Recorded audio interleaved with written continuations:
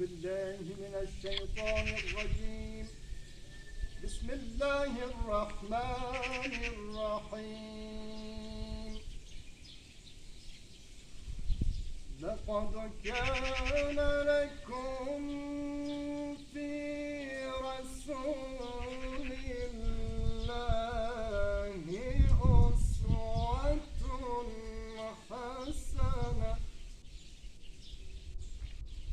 أسوة حسنة لمن كان يرجو الله.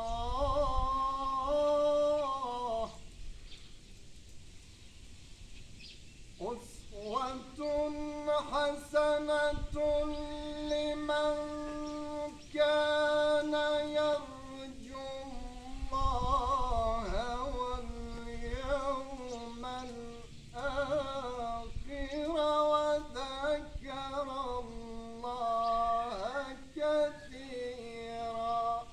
صدق الله العلي العظيم. خوشنودی روح شهادت نور مقدس، خوشنودی روح مولای متقیان امیر مؤمنان حضرت علی علیه السلام، جهت خوشنودی روح مغفور منظور که تو به یادش منعکس شده بود و با ما اهدا شد، محمد هاشم، جهت روحش یک صلوات کنید. اللهم صل علی محمد و آل محمد.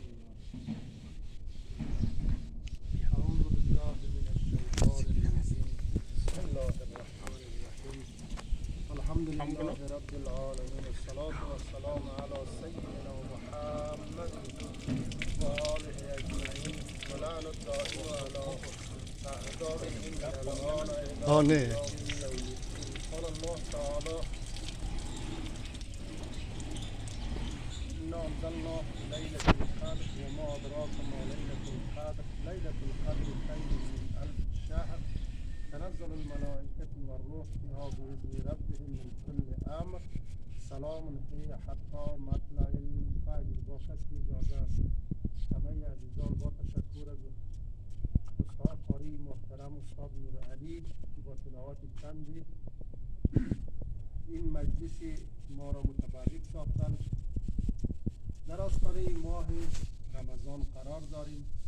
شما می‌دانید که اعمالی که در ماه رمضان هستند یک آیه قرآن ثوابی یک تلاوت تمام قرآن را دارند و همچنین در آستانه شب‌های پیشروی شب‌های قدر قرار داریم که شما می‌دانید که اعمال شب بالاتر از 1000 رکعت هستند و همینطور اگر این را ضرب بزنیم به میلیون ها اعمال یک شخص به میلیون ها ثواب میرسند در شب‌های قدر.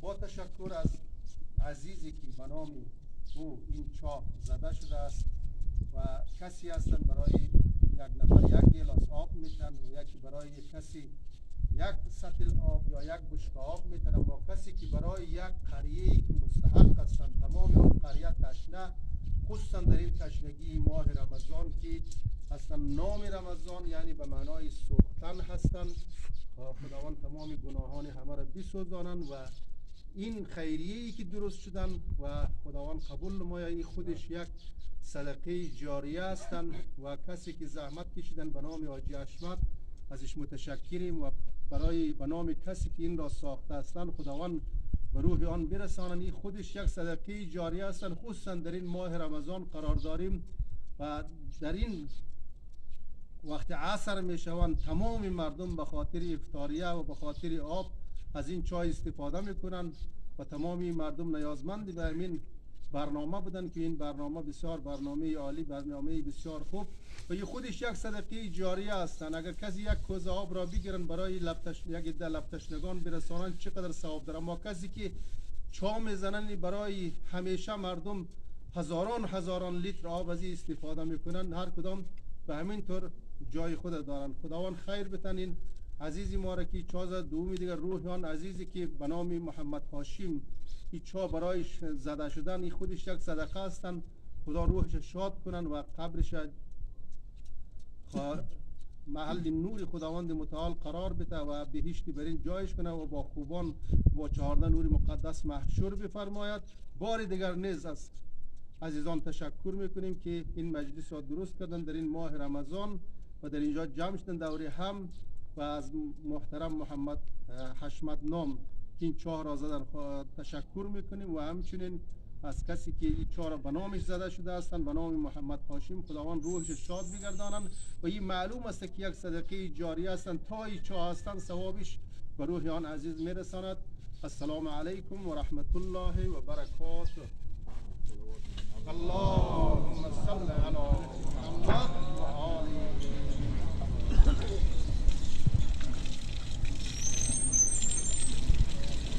اینه بخیر او تمام چاه تمام شد و خیر اوش هم جاری هست. او بسیار شیرین و صفاف. خدا قبول کنه انشاءالله. روح شاد و یادش همیشه گرامی باد. خدا حافظ و ناصر.